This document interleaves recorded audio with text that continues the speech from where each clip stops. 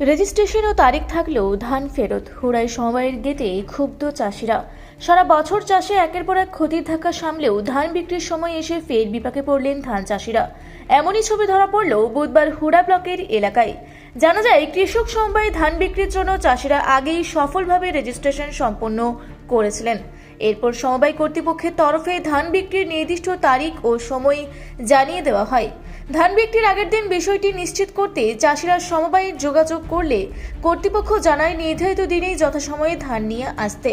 কিন্তু পরদিন চাষিরা নির্ধারিত সময়ে ধান নিয়ে সমবায় কেন্দ্রে পৌঁছালে তাদের জানানো হয় ওই দিন আর ধান নেওয়া হবে না এবং ধান নিয়ে বাড়ি ফিরে যেতে বলা হয়। উপযুক্ত কারণ জানতে চাইলে কর্তৃপক্ষের তরফে জানানো হয় চাষিরা যা করার করতে পারেন, কিন্তু সেদিন ধান নেওয়া হবে না।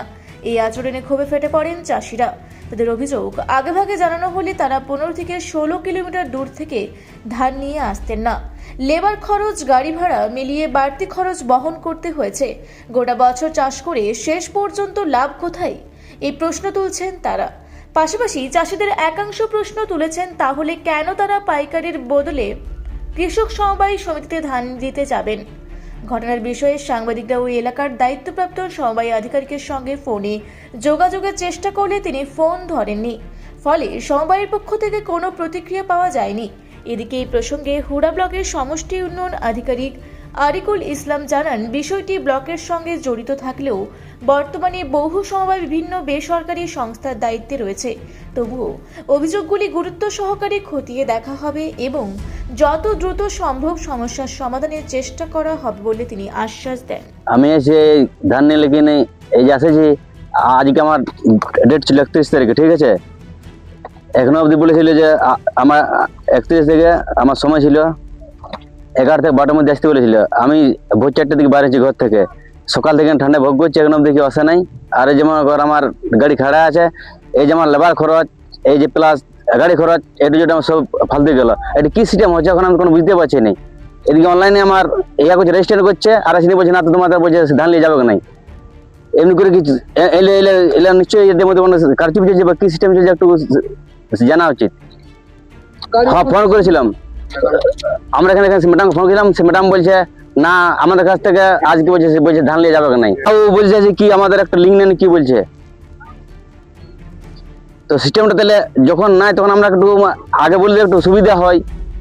আমরা যেমন করে আসছি এত কষ্ট করে, কি হয়েছে তাহলে আমাদের গাড়ি ভাড়া লাগছে, গাড়ি ভাড়া পেলা সকল লেট জেট সকল দিয়েছেন আমাদের, লেবার খরচ। আমি হচ্ছি গ্রাম মদনডি, হুড়া থানা, পুরুলিয়া।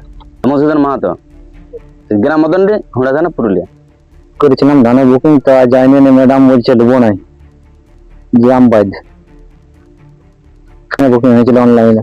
আগামীকাল জিজ্ঞাসা করতে ছিলাম, বলছিল হ্যাঁ হয়ে যাবে, চলে আসবেন। আর আজকে বলছে নাই, হবে না। আমরা লেবার টেবার খরচ করে এনেছি, গাড়ি ভাড়া ভাড়ি লাগলো। সে কি ভোর 4টা থেকে আসছি আমরা, ভোর 4টা ভোর থেকে আসি, এত ঠান্ডা এখানে ভোগ করছি, 12টা অবধি বেজে গেল, এখন তো মুখে বসে নাই। কিচ্ছু জানাই নাই। ম্যাডাম এখন বলছে যা পারবেন করে নেন। 30 জন করা আছে, ফুল আছে। আমার কাছে তো কমসে কম অনেক গাড়ি 24 তো করো নম্বর আছে।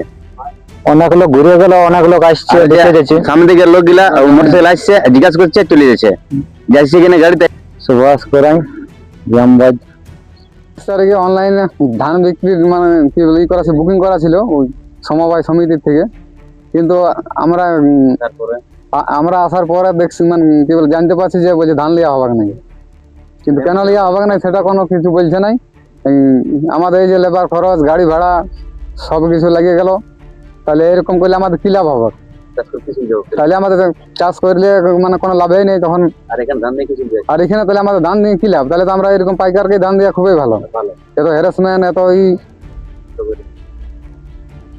আপনার নাম?